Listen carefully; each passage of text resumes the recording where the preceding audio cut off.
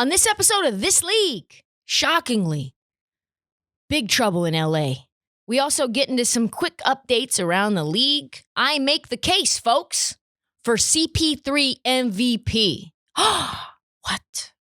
We discuss what is happening in Cleveland, and we answer some more TikTok hashtag early gang questions. All right, Marty. Marty is back from his fucking adventure to the bayou. He is here in New York City. Welcome back to Marty. Let's drop the beat. Danger! Folks, we have a full-blown Laker implosion on our hands. Yes, hate to see it. Yeah, just hate it. It's hate awful. it. As a Portland Trailblazers fan who absolutely can't fucking stand the Lakers, it's in my blood, born for it. Hate to see a team trying to go back-to-back, struggling to make the playoffs. I hate it. I hate it. After a bad loss to the Raptors, their third in a row, 7th loss in 10 games. Oh, no. Los Angeles finds themselves in a tie, putting them squarely in 7th place. Oh, man. I mean, can we just take a second? It's so funny. It's the best. It's the best. The world was like, Trysta, why are you doing this? Why are you saying there's panic? Why are you saying this about LA? They're going to be fine. AD is fine. LeBron's going to be fine. It's not fine. Nope. They're 1-5 since AD returned. Things don't look fine. They look less than fine, I'd say. They were 7-point favorites against a trash-ass Raptors team, and then they lost by 7.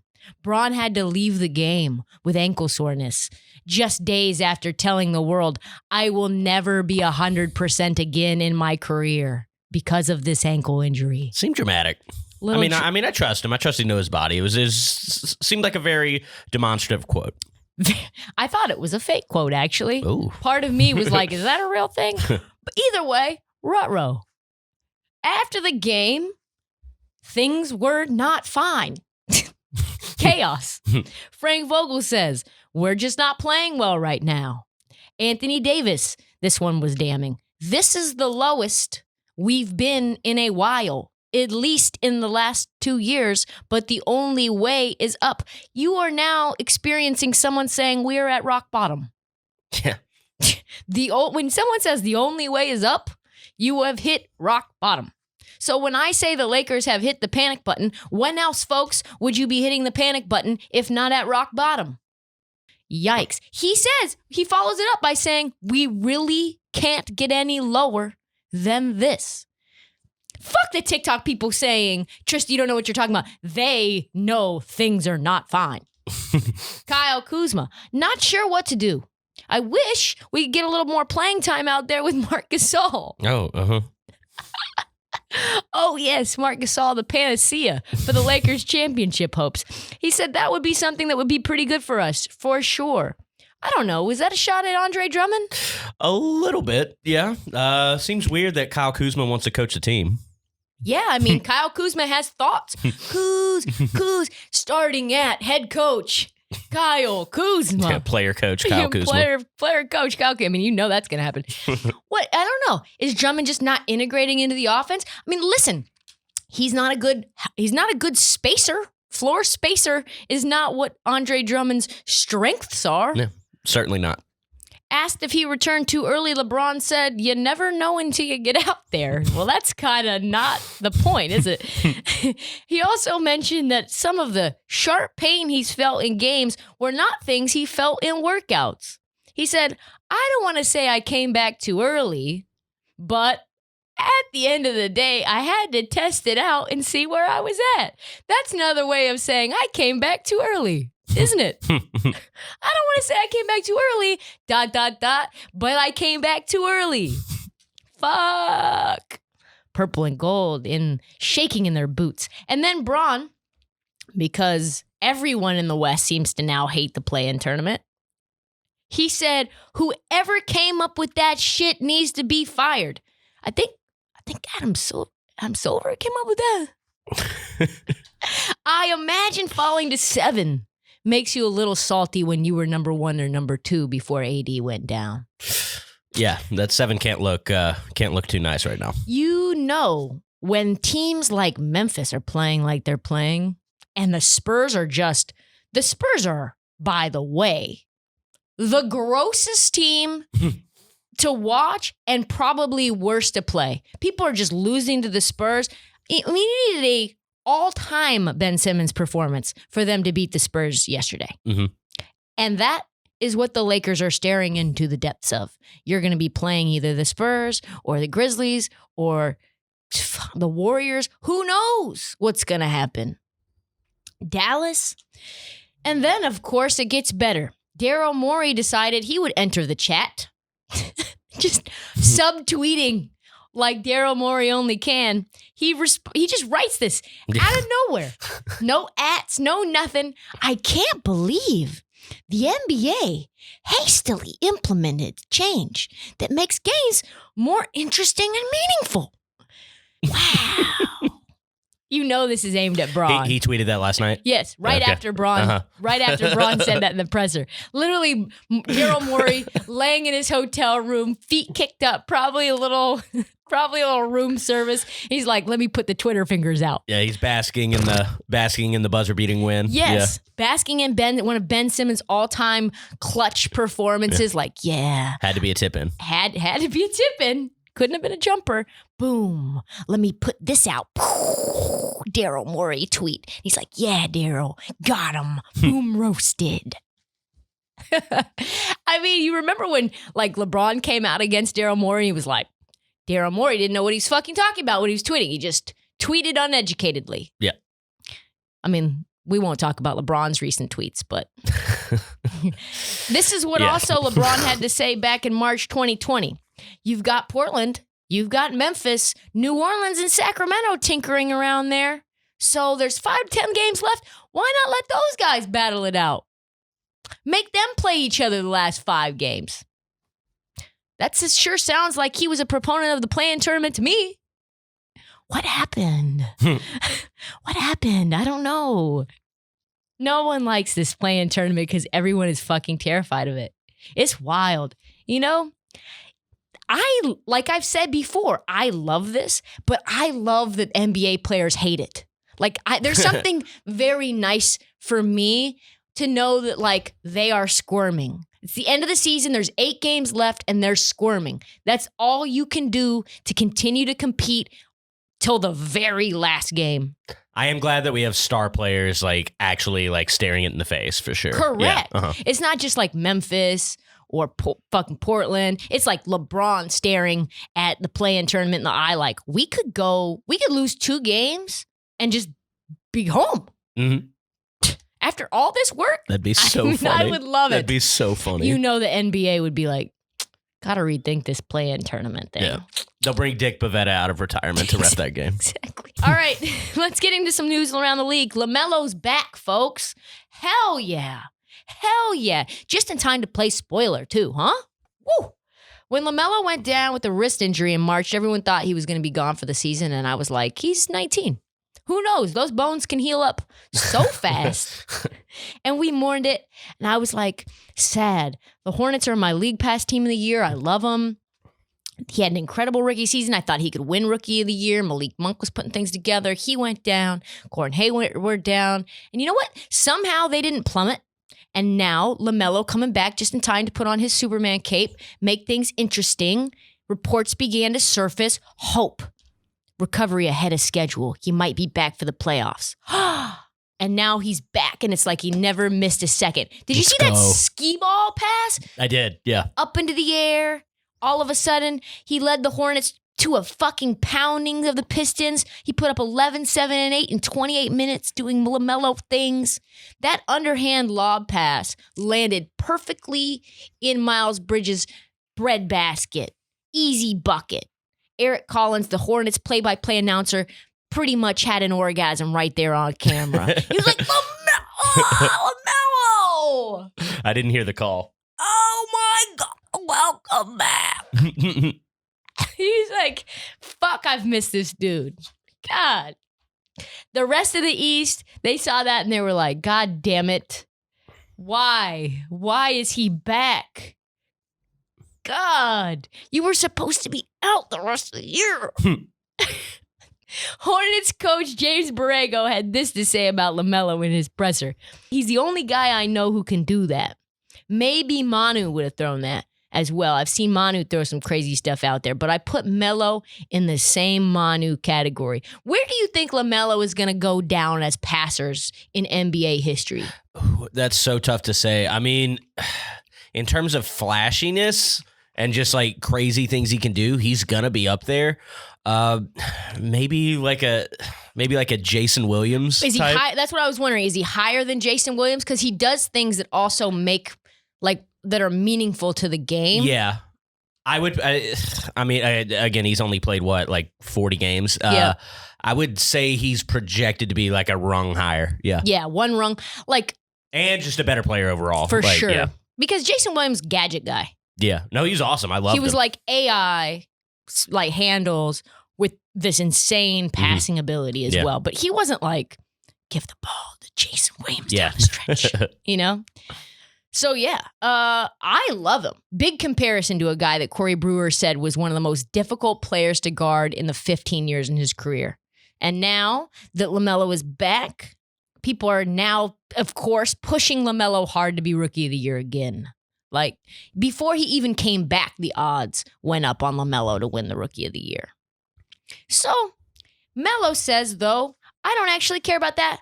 All I care about is going to the playoffs. All I care about is winning. That's exactly the guy you want on your team. That's exactly the guy the Warriors probably should have drafted for the future. But, about those playoffs, Malik Monk and Devontae Graham back as well. Hayward is also a possibility come playoff time. So I think this is a scary probability for the folks in the East. Like, scary for someone like the Celtics. Scary for a lot of the teams like the Heat. The Heat should be really not happy about this news. Oh, very much, yeah. They're going to play spoiler. They're currently sitting at the 8th spot, staring at a first-round series with either the Nets or the Sixers. I don't think that they'll win a series, but I think they can take a couple of games. 1, 2 games. Just make it uncomfortable. Yeah, just make someone work. Just make them work for it. LaMelo, Bridges, Monk, Rozier, Hayward, they could beat anyone on any given night. We've seen that. Mm-hmm. They beat us once. Yeah. Playoffs 2 weeks away. LaMelo cannot wait. Neither can I. Moving on. Let's talk a little Michael Porter Jr. Man, I tell you what. I called the Nuggets dead in the water. I did. Jamal Murray goes down, ACL injury, and I go, that's it. First round exit. Just count it now. As did many. Yeah. I think we talked about this. It's we did. There's just no chance for you guys now that the guy that's the focal point of your offense is gone for the next 18 months. Yeah. In the last 5 minutes of a playoff game, you need a guy like Jamal Murray. So, correct. Yeah. But Michael Porter Jr., boy. Oh, he's sick. He's like, nope. Give me all the shots. Give me all the minutes. Give me all the touches.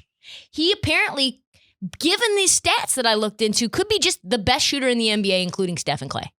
That is nuts.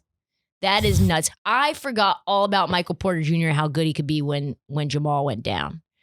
So, 8-1 after Jamal Murray goes down. I'd say that's meaningful, but they haven't been playing scrubs either. They played the Grizz, the Warriors, the Clippers, the Blazers. I mean, these are no scrubs. Yeah, no, it's not like they're doing it to Detroit or anything like that. Yeah, it's not like they've just been playing Houston, Detroit, Cleveland. They've been playing playoff teams. 8-1, hottest team in the West. No one saw it coming except for Michael Porter Jr., who has, we'll say, been criticized because he wants more touches. Last playoff, he said, I think things would be better if I just got the ball more. And the world was like, fuck this kid. Who would dare say that? And you know what? I think Michael Porter did need more touches. I think he's been needing some more touches for a long time now. And now the Nuggets could it possibly be that they're better with Michael Porter Jr. as a second option? I don't know. They look really good. Since Murray's injury, Michael Porter Jr. has been averaging 26, 7 and 2, and 50% from 3. which is better than his numbers before at 17, 8, and 1 and 42% from 3, which was already good. It was already great. Mm-hmm. Is here the right place to remind people that Murray was averaging 21, 4, and 4 for this season? He's playing better than Jamal Murray. And I get it. You're losing a key star, so you pick up the slack. You're automatically going to get more touches, more shots, more points. Mm-hmm. But Jesus, 50% from 3? Right, like the efficiency goes up too. That's telling. That is telling, because your usage is going up, and yet your efficiency is going up? Yeah. That's rising to the occasion. That is rising. Coach Mike Malone has to get credit. He's worked to make Michael Porter Jr., apparently, according to this recent article, a better defender on the wing. And now Porter has told the world, not only am I going to be a monster as a scorer, I have decided I am going to guard my opponent's best player every single possession. Man, I thought that was what Aaron Gordon was brought in to do. Was that not the case? I don't know. Coach Malone said at his presser, Michael Porter deserves the lion's share of the credit for the recent win streak. Yes, he does. Give that man more touches. The world, we were wrong when we said, fuck this Michael Porter Jr. kid for saying he needs more touches at a presser in the playoffs, because it's very clear that he does. I can't believe he was the 15th pick still. I know we'll probably get into that, but that is crazy how far he fell. So, yeah, I was at that draft, and I think he was 14. I think he got taken 14. Okay, yeah, I knew it was late. It was either late. late lottery or right after. Yeah, but it was because of obvious injury concerns. Yeah. The world, I mean, there were a lot of teams that needed him. The critical team that could have definitely drafted him and passed on him, which was wild, was Jerry West and the LA Clippers. Oh, yeah. I forgot they were in that draft. 12. Yeah. Uh-huh. They had the 12th pick. Let's see. LA Clippers, 2018 That was 18. draft. Yep. They picked up, you know what? They picked up Shea. That's pretty fucking good. I don't think you trade. At that point, I don't think you, well, I guess you have Michael Porter Jr. out that entire year. You don't even know what his stock is. Yeah. So I don't even think he's a draft piece at that point. Yeah. I remember being mad that we didn't get him. He's really good. Yeah. He is. I like Mikal, though. Mikal is very good. He is no Michael Porter Jr. Yeah. And can we just say for a second, because I've fumbled it multiple times, that you just shouldn't have Michael Porter Jr. and Kevin Porter Jr. both exist at once doing things like they're doing. It is aggravating. It's very confusing. I've messed up the name multiple times now. So why is Michael Porter Jr. possibly a better option than Jamal Murray as a second option? Well, he's had 37 straight games with double-digit points this year. The longest streak Murray has had of consecutive 10-point-plus games is 12. So about that. That's Murray, in my opinion. That seems low for a star very player. Low, Yeah. very low. In my opinion, my problem with Jamal Murray has always been that he's a boomer bust guy. You're either going to get like the most remarkable performance you've ever seen from a player, like he did it in the bubble, which AAU goals, like Yeah. there were no fans. So the fact that his best performances come when no one's there is very telling, but also very boomer bust in general, even with fans. So Porter just does not seem to go cold. Porter could be Kevin Durant. Kevin Porter, if you look at their stats right next to each other, he could be a more, it's hard for me to say this, but like he could be a better shooting Kevin Durant. Ooh. He's shooting 50% from 3. That's true. We need a slightly larger sample size though, but he's got the frame. He could be a very similar player if he continues to improve. Yeah. And he's been healthy recently. Yeah. So that was always the knock. For those who don't know, Porter is 6'10", and reports say he might not be done growing. Wow, could you imagine? I mean, he's only like 21, right? Yeah. 22? Yeah. Okay. Smooth off the dribble, great catch and shoot guy. Now he's getting those touches and he's responding. When he squares up, there may be no better shooter in the NBA. When he was coming off, essentially rehabbing that back, not playing any games, there were reports that came out, Kevin Porter Jr., see? Michael Porter Jr., see how that happens? Was out shooting all of the teammates on the Nuggets. Out shooting Jokic, out shooting Jamal Murray. Mike Malone says Michael Porter Jr. is our team's best shooter, hands down. That's crazy. Yeah. He's a 44% lifetime 3-point shooter at 6'10". It's pretty solid. So the Nuggets appear to be back from the dead. I was wrong. Hand up. Right now, I'm going to say right this very second, the Nuggets are back from the dead. And they're adding an interesting wrinkle to a very fun West. I don't even know what's going to happen. There's 5 teams that could easily go to the finals from the West. Not all these teams can go to the Western Conference Finals. Every single one of those 5 teams, Clippers, Lakers, Suns, Jazz, Nuggets, they could all come out of the West. I would not be shocked if any of those teams ended up doing it. And what's crazy is the Lakers probably have the lowest probability out of all of them. That's hot. Wow.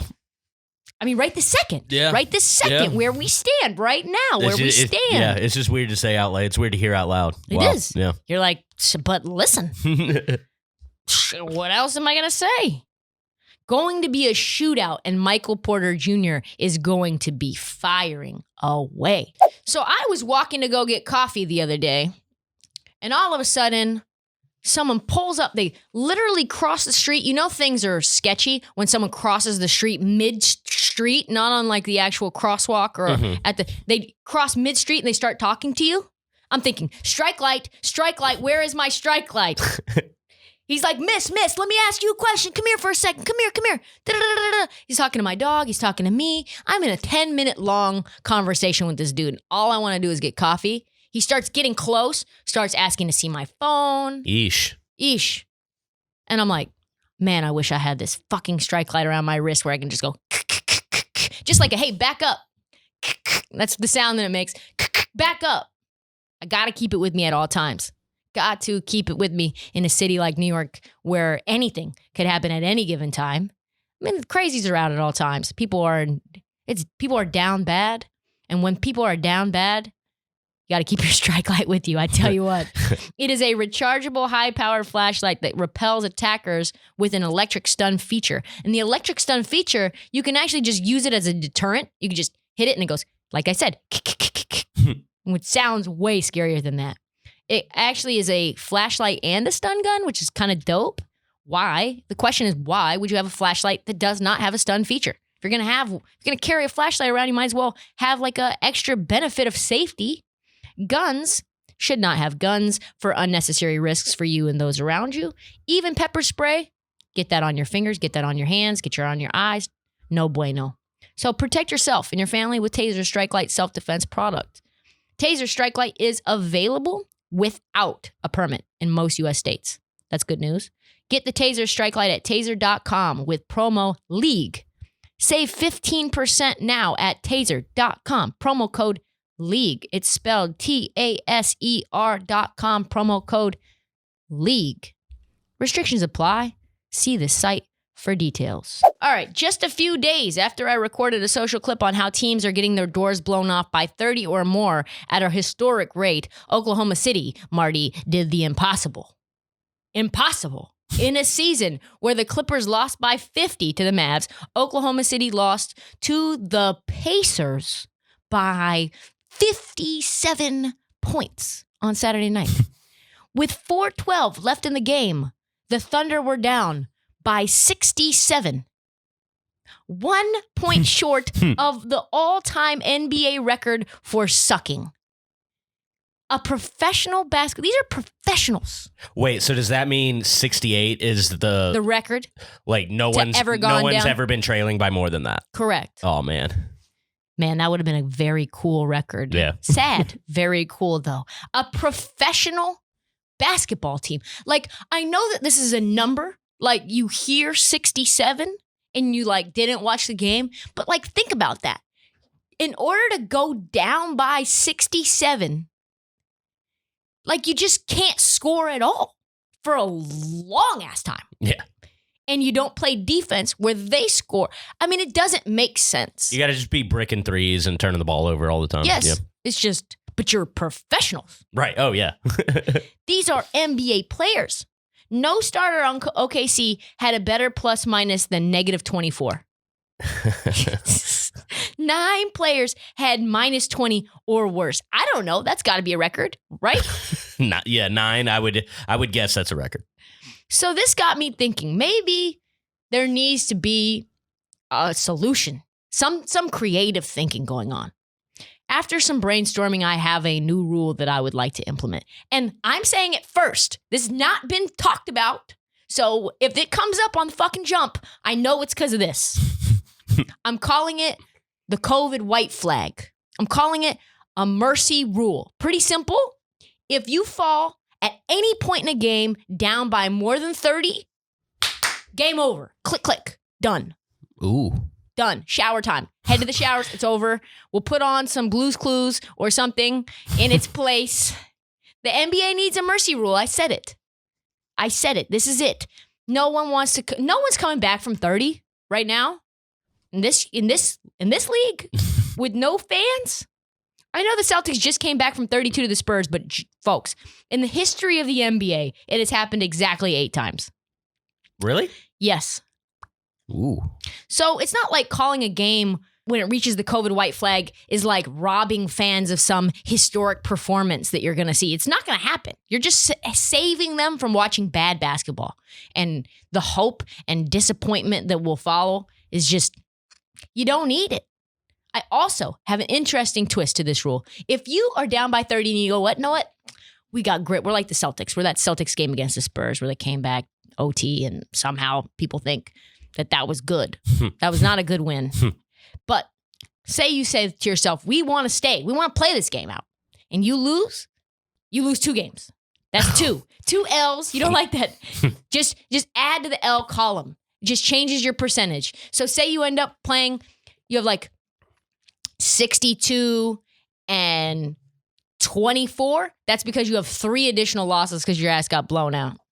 Putting in the COVID white flag mercy rule is probably, I would say, the only way to avoid these games in the future. Because these blowouts, this is historic blowouts. Mm-hmm. And I'm fucking sick of it. What do you think about this rule? You don't like it, I don't think. You hate it. I think the part at the end probably makes the standings a little tough. I don't know if that's really realistic. But an opt-out option, if you're down by that much, I don't think is the worst idea in the world. Like you would say, hey, do you guys just want to call it? Yeah. Like the 10-run rule. I mean, it's just not happening. Yeah. Just game over, call it, be done with it. Here it is, Marty. Here it is. Let's go. Here it is. Is Chris Paul the real MVP? Is he? I say the more I've thought about it, somebody asked me random. They just said, hey, who is your MVP? And this was a couple of nights ago, and there were some big Chris Paul moments, I would say. So there's a little recency bias. Sure. They said, who is your MVP? And I go, well, do you mean like given who's leading in the standings, who I would choose, or who I would choose out of everyone not knowing what the voting is right now? And they go, who would you choose? No narratives, no nothing. Just who do you choose? And I said, I choose Chris Paul. Wow. I do. Like no narratives, no like percentages. No, like I have to choose who I think's going to win. I have to choose who I think deserves to win the most. Yeah. I choose Chris Paul. And the thing that I think is wild is that no one's talking about it as much. And it's because we've all just given up based around the way that the media functions. Mm-hmm. If we were being serious, we would be having this discussion. Yeah, no, it's a story of narratives for sure. I mean, it really, MVP comes down to like who owns the storylines and stuff. And I mean, it's kind of weird that Chris Paul hasn't, considering we've gone from, one of the worst franchises in the last 10 years all of a sudden to the best record in the NBA. Yeah. Nobody is willing their team to win more than Chris Paul. I know Jokic is balling, but we've already discussed what his team's record is when he goes for 30 or more. We've already discussed Jokic is not as critical to winning as Chris Paul is to his team. Yeah. Just we're seeing Michael Porter Jr. emerge. I think you have Jamal Murray and Michael Porter Jr., you're winning just the same amount of games. Yeah. Jokic is good. Giannis is very, very good. Embiid is very, very good. But guess what? We have a precedent here that has been created. A precedent that, if we're being fair, we should uphold, right? Let's take a look at why Chris Paul should be MVP this year. And it's none other than your boy, Steve Nash. Let's go. If you believe that the 2004-2005 MVP was legitimate. It is. So there we go. That's a bedrock that we're standing on. Then Chris Paul should win the MVP. Given that Chris Paul came to a team that did not make the playoffs for the previous 11 years, and then took them from that to the number one team in the NBA, best team in basketball, in the blink of an eye. Yep.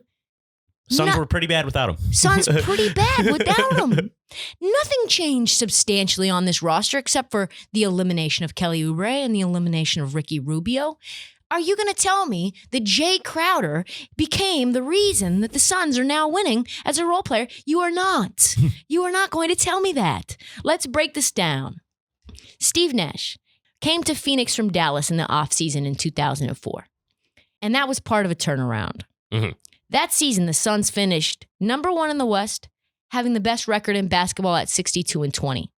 They won 29 games the previous year, a 33-game improvement. Nash received his first MVP award in a hotly contested race over Shaq. Very narrow win, 1,066 votes versus 1,032 votes. His stats that year, we'll call them not great. In the MVP pantheon, this is where the contesting comes from. 16, 3, and 12. Led the league in assists. His slash line was 50, 43, and 88-7. Now let's look at Chris Paul. Chris Paul came to Phoenix, a team that had not made the playoffs in 11 years. They are currently back and forth with the Jazz for the best record in the NBA. They're playing at a clip that would bring 59 wins in a regular season. They had 34 wins last year. That equals a 25-game improvement. His stats this year, pretty similar to the Nash ones. 16, 5, and 9 with 50, 38, and 93, including 65.6% in clutch time. What? Yeah, that doesn't surprise me, actually. Clutch time is defined as a 5-point game in the last 5 minutes. He has been healthy all year in a season where no one has remained healthy. He is being very mysterious and secretive about his training regimen and his nutrition regimen. I think he's vegan now, pretty sure. Yeah, he is. He talked about it on JJ's pod. Yep. Yeah. He's got this little drink that no one knows what's inside of it. Which is probably HGH. I'm just joking. It's not HGH. I'm just joking. Just joking. We don't know what's in there, though. He's sick. The Suns are 6-2 when he scores 28 or more. His stats, like Nash's, not eye-popping. But the thing is, it's not how many points you get, is when you get them. Mm-hmm.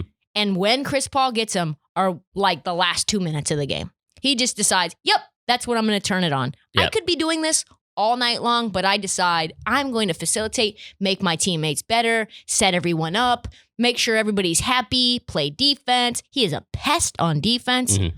He has made DeAndre Ayton look very, very good.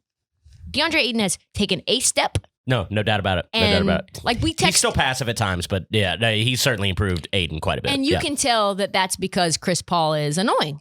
Oh, yeah. He's an annoying teammate. We know that. He's maybe one of the biggest assholes in the NBA, and I fucking love it. Yeah, I think that was one of the first things I tweeted, like how much DeAndre Ayton's about to get yelled at in practice. Yeah, like, what the fuck are you doing? Get up! You're 7 feet tall! What are you doing? You know that's what he's doing, right? And DeAndre Ayton has looked like a man now. Mm-hmm. He went up against, who did you guys just play? I think it was against the Jazz where Rudy Gobert didn't really want any DeAndre Ayton smoke. Mm-hmm. It was weird. Like DeAndre Ayton has been thin and scrawny and passive before, and now you're like, he's kind of firm into the ground. Yeah, he's actually putting a motor on. Yeah, for sure. But again, what CP is doing is, like you were saying, like facilitate, get everyone involved, play your game. But then in the last 5 minutes, if they don't have it, now it's my turn. Yep. And Yep. And I tell you what, the passes he's making, he's made some wild cross-court, long, deep passes that have resulted in like 8 additional points for the Suns. Probably. Like you're like, that was an easy layup that you would have not gotten on the fast break. Just dropping balls in people's bread baskets for layups or dunks. He did that 4 times one time and a half against a good team.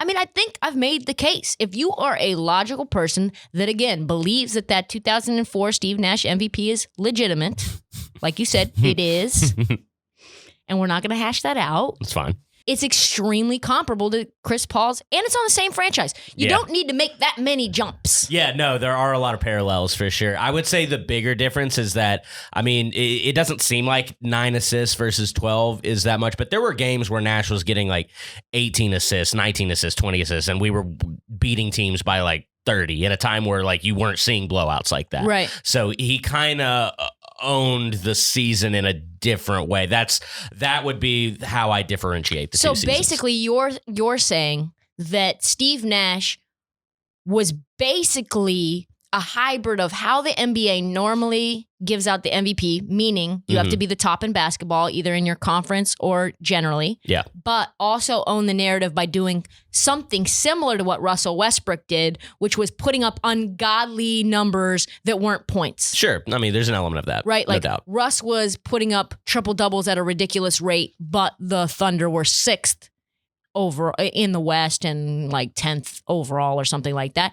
And now you've got Nash putting up not huge point numbers, but sometimes like you would go on SportsCenter because he put up 20 assists and the type of passes were ridiculous and the Suns were blowing fools out. So he was owning the narrative while the Suns were up top and there was this turnaround. Yeah.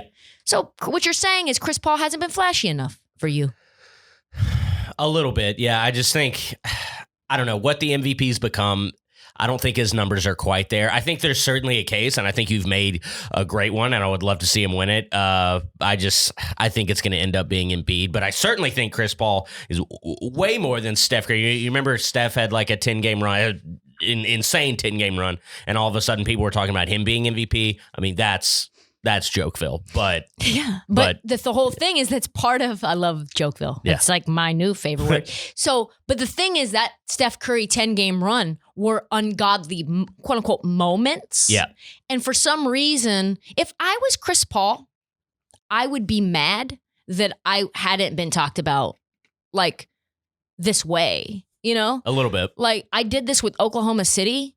Like they had one of the best clutch records in basketball last year. I think there were 15-2 clutch games. And that was a team that was a rebuild, right? And like he brought Shea up to snuff. They became a playoff team. They almost won in the first round, which didn't make no damn sense. No sense. And like nobody puts respect on Chris Paul. And then coming into this year, everybody's like, oh yeah, also remember, Tillman Fertitta said Chris Paul had the worst contract in basketball. Is it? Is it that bad? No, I don't think so. I don't think it is. No. And then on top of that, Chris Paul comes to the Suns and the narrative is like, why would the Suns do that? They're a young team. Why would you bring in a guy who's old, rickety, has injury issues? Like, this is going to fuck up their flow. This is on a totally developmental timeline than Devin Booker and DeAndre Ayton. What are they doing? This is gross. This is not going to work out. Crash, flame, boom. And then they're the number 1 team in basketball. Like, if I was Chris Paul, I'd be laying on my hotel bed being like, this is fucking bullshit. This is bullshit. I am the MVP. They need to ask him. Someone ask him, like, do you think you're the MVP of the league? I guarantee you he will say yes. It's coming. It's coming. Things are really bad in Cleveland. I mean, worse than normal, which is already pretty bad. Marty, it is gross. It is really, really below rock bottom. If you could scrape underneath the concrete to go into the inner core of the earth, that is where the Cavs are right now. We're inside the core of the earth right now. That's how bad it is. It has been another atrocious, another garbage, another awful year for a franchise that has been very, very bad since LeBron James left town. They're 4-13 in their last 17. They've lost 6 in a row. The wheels on the bus don't go round and round. They are falling off. Man, this season's been nothing but turmoil. It is just, I was so excited for them. Mm-hmm. And it just, I want to believe, like people tell me I'm a cynic, but I have optimism. I had optimism for this team. Players are now refusing to play. Players are getting cut for throwing food. They're getting bought out. Players are just taking huge, huge dollar amounts and they're leaving town. They're going to play for the Lakers.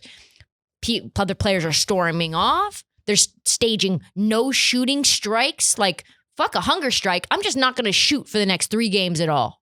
I know I make $200 million, but like, don't give me the ball because I'm just going to give it to the other team. Like that happened. Kevin Love out of bounds just gave it to the Raptors in like a very critical time in the game when they were only down by 6. And just boom, lose. You probably didn't see that because you were in the Bayou. Yeah, I haven't been watching too many Cavs games, I will be honest, in the last week. They were only down by 6 to the Raptors. Kevin Love didn't get a call. He had the ball out of bounds, and he literally just flicked it to the other team.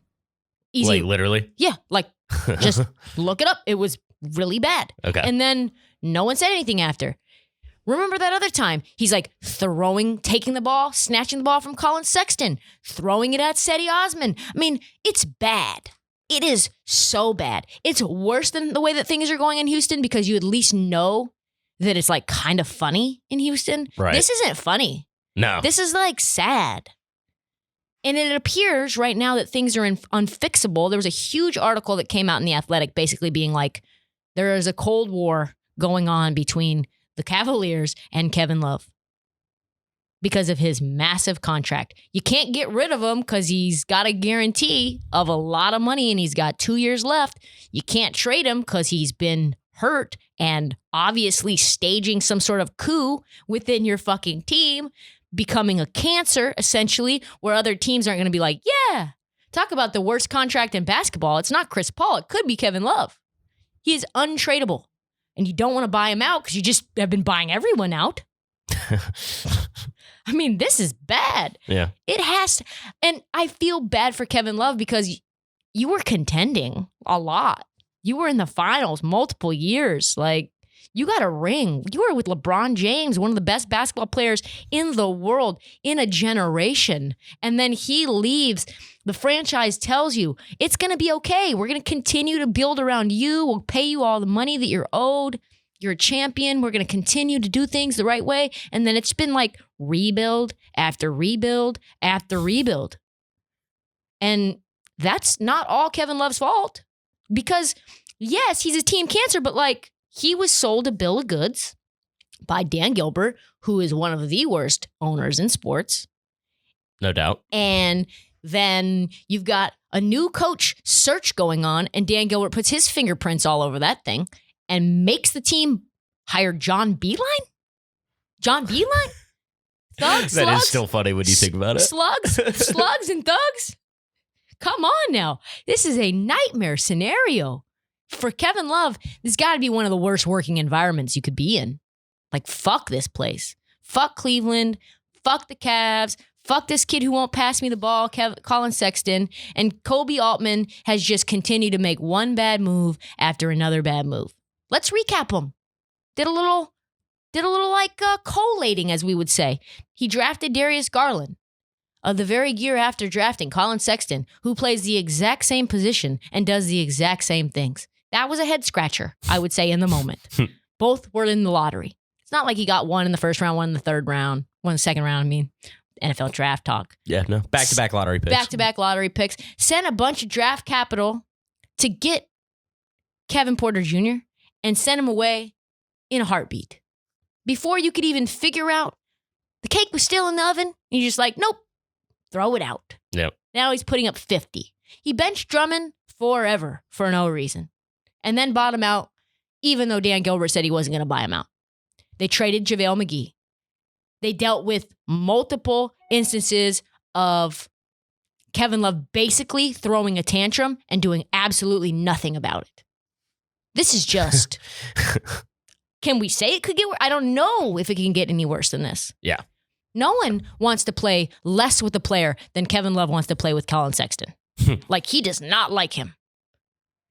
And that's no shot at Colin Sexton. But there is reports that opponents are now taunting the Cavs by saying, you know Colin's not going to pass to you, right? He's not passing to you. You know you're not going to get the ball, right? Yeah. Just sit over there in the corner because he's not passing to you. That's it's so ISO funny. ball. That is a shot. That is fucked up. Can you imagine how emasculating it is for your opponent to be like, you know you're never getting the ball, right? Yeah, I would hate that. That would be so infuriating. And the problem is the same problem that they faced all year is he's got 2 years left and a bunch of money owed, and he's too expensive to do anything about. You got to get rid of him. Got to. Because the Cavs will never get better until Kevin Love is fucking gone.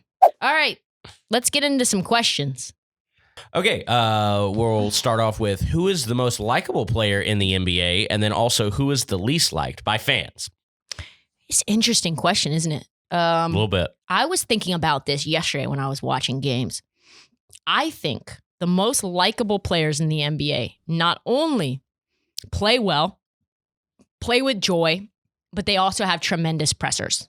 Mm-hmm. Like yeah, just fun guys. Yeah. They're fun. Like they say fun things. I think that's Giannis. Yeah. I think that's Luka. And there's like a little bit, this is by fans, not by other players, right? Right. Because Luka does some bitch-made stuff in the game, and we know he does, but he's very cool after the game. Like he's got 15 technicals now. Did you know that? Yes. That's a lot. If he gets another technical, he will be suspended. He got a technical for shooting during a timeout on the other end of the court. Mm-hmm. I got a tech for that. And Steph. They are definitely Steph. Beloved. And what's interesting is that Steph actually does not have tremendous pressers. He's very monotone, but he's so likable. Like he's like so affable, and he just obviously does insane things on the court. So it almost overweights that. But my list is as follows: Giannis, Luka, Embiid. This is by fans. Right. Jokic, Zion, Steph, Clay, Dame, Bradley Beal, Spider. You don't people like Donovan Mitchell. Like, who likes Donovan Mitchell? But he's very nice. Utah people do. Okay. You don't think the fans? You think fans hate Donovan Mitchell? I don't know. Okay, so Phoenix hates him because he's always compared to Devin Booker, and I know Philly hates him because of the like Rookie of the Year stuff. And like one of my best friends from high school was a big Philly fan, so you know we what? kind I of could say bonded. he's a little controversial. Okay. So Tatum. I probably am wrong. No. He probably belongs on this list. You're right. Tatum, LaMelo, Zach LaVine. Here's my new favorite player, Ant Edwards. Quickly becoming top 5 likable player in the NBA. Serge Ibaka, when you get a Kawhi Leonard to eat bull penis, you just go to the top of the list, right? Great video. Alex Caruso looks like a janitor, plays like a janitor, somehow in the league getting big time playoff minutes. Like, how is that a guy? He's very aspirational, and he says incredible things too. John Morant, extremely likable. Definitely. Boban, Bobby and Toby, all-time likable moment. Exactly. Who is it? Is your list any different than this? I definitely wouldn't have Mitchell on it. I wish I had a little more time to think about it. I'm sure I could come up with a few others, but I think you definitely, I would have a lot of these same players on it for sure. Yeah. And then the least liked by fans: Harden, Russ. It's incredible that this list are some of the greats, too. Oh, yeah. Harden, Russ. Russ is the worst press conference athlete. One of the worst I have ever seen live. Yeah, he just gets angry. He's different than Kawhi, but he's just, if he doesn't know you and he doesn't like you, you are getting less than nothing. Yeah. Him and Harden both are, I don't get nervous a lot or get like this thing could go sideways in a fucking instant. But when I covered the first game where Russ was in Houston, I went to, it was right during the World Series. So I just went to go cover it. And like, they both were standing next to each other doing the scrum together. And I was like, this could go really bad. This is going to go. And everyone wants to know how it's going to work with Russ and Harden. That's the only thing we want to know. And they know that. And they are not having that shit. Right. It was so bad, so prickly. Kyrie can get very prickly. He's said some things, period, that have made fans very mad. The walkabout, very mad. Switching religions midway through the year, also not popular with fans. He just says a lot of things that are, let's say not smart. Yeah, he's like the guy who knows just enough to be dangerous. Yeah. Went a year at Duke, and now he thinks he's a physicist. He's the most fake intelligent person I think I've ever seen. Correct. Yeah. And I like him a lot. He does say things where you're like, oh, that was, but stupid. Paul George issues with Paul George calling himself pandemic or calling himself playoff P and then becoming pandemic P. Also, he's just a little too honest. Just a little too honest. I like it, but I can see what, and he's done a lot of bitch things with Callie Rivers and all of the cheating. Yeah. He's just, yeah. Well, Clippers Suns is becoming a very bloody rivalry, and in large part to what Paul George has said in pressers about, we're the classy organization, and like they're all doing this. So he says a lot of things that just aren't really true or fair. Yeah. DeMarcus Cousins, I mean, Rudy Gobert shut sports down for 6 months. Yeah. He was the reason. He was a COVID mocker. And we have done everything that we can to restore Rudy Gobert's image as a media. There was like a full hour-long special about Rudy Gobert to try to like basically say that we shouldn't be thinking about this anymore. I am certainly still thinking about this.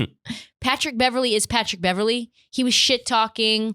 Anytime you shit-talk in a way, especially shit-talk like a very well-known and very well-liked player. Yeah. If you shit-talk Dame in the middle of a game, you are automatically disliked.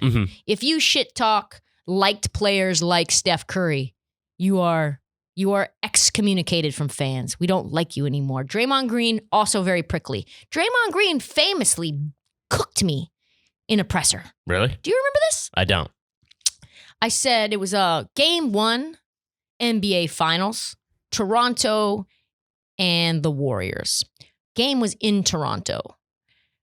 Drake on the sidelines, and they got into a little like back and forth after the game. When Drake called him soft? Yeah. When Drake called him soft. And there was a little jabbing back and forth. And I'm there at the end of the game, and we're all there for the presser. And I get a text from my producer, ask Draymond about the back and forth between him and Drake. And I was like, He's like, I think he'll be very playful with it. It's not a big deal. Oh, yeah. Hasn't been asked, you know. Notably playful guy, Draymond Green. So I'm like, yeah, Draymond, just want you to talk a little bit about that scuffle between you and Drake. And then it's like 1,000, 1,000. And he goes, do you have a question about basketball? Oh, that must have stung. And I'm just sitting there and I'm like, Trysta, don't say a word. Just let it sit there. Because if you respond, then we're off track. The question is about Drake. Just stay firm. Say nothing. Stand tall in your red face and your heart and your throat and like 40 media, maybe more. There's got to be more. You're on national television right now on ESPN. The camera's on you. Say nothing. And he was like, I don't think it was really a scuffle because I didn't touch him. He didn't touch me. We just jogged back and forth, but a scuffle? I don't think that was a scuffle at all. Yeah. And then it became like the A block for fucking First Take and for Colin Cowherd and for Undisputed. Who is this journalist that's asking two brothers going back and forth? And I'm like, fuck. Thank God I was in Toronto because they don't have ESPN there. It's only TSN. So I had all these people being like, you made it on TMZ. And it was just like, Draymond Cook's reporter. Man. It was a low. And then I had to go out and eat dinner. And like I'm seeing Steve Smith out there. I'm seeing Jalen Rose. I mean, everyone knows. Right. That's the scuffle you, girl. yeah. That's the scuffle girl. That's the scuffle girl.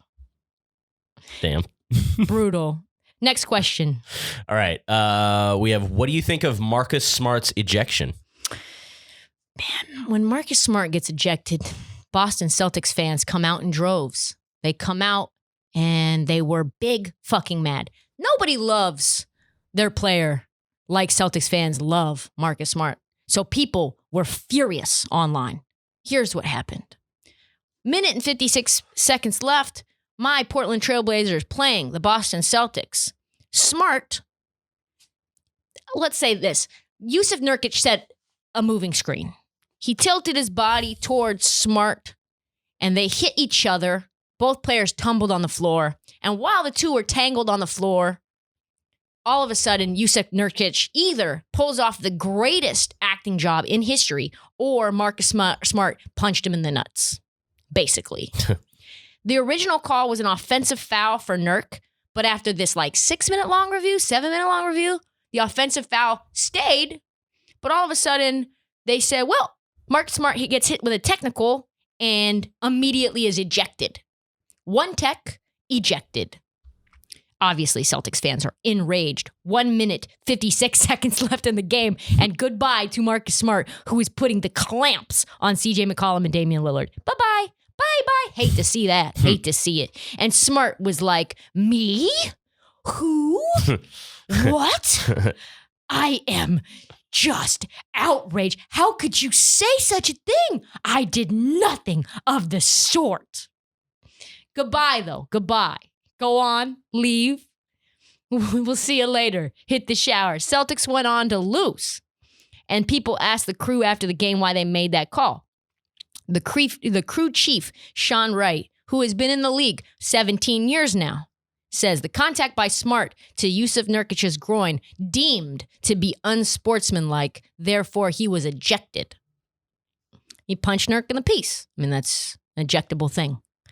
Should be an ejection. The weird part, though, was that it was not called a flagrant.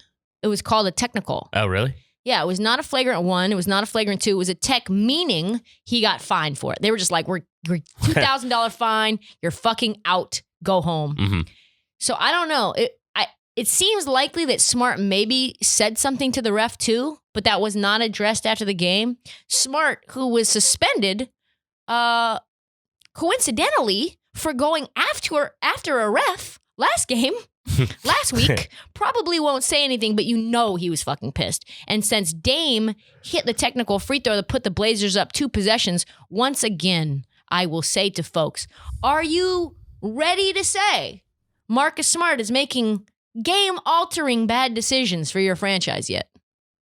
What do I think about the ejection? I think it's more Marcus Smart doing other Marcus Smart-like things. Did you see that? No, I did. Marcus Smart. Bad. It was bad. That is all the time that we have for the This League podcast. Please subscribe. Please rate and review on Apple Podcast and Spotify. Thank you guys for coming from TikTok all the way to the podcast. I see that's happening. I see that's happening on YouTube. It makes a huge difference for us. If you want to buy This League hoodies, they're on sale in the Barstool store. Do not forget to follow us at This League and at Trysta Krick on TikTok, Instagram. Please subscribe on YouTube. And thank you for listening. We'll be back early, squirrely Friday morning with a new edition. And Marty is back. Marty's back, folks, with all of his hot takes and voice of reason. So thanks for you coming back and keeping me grounded.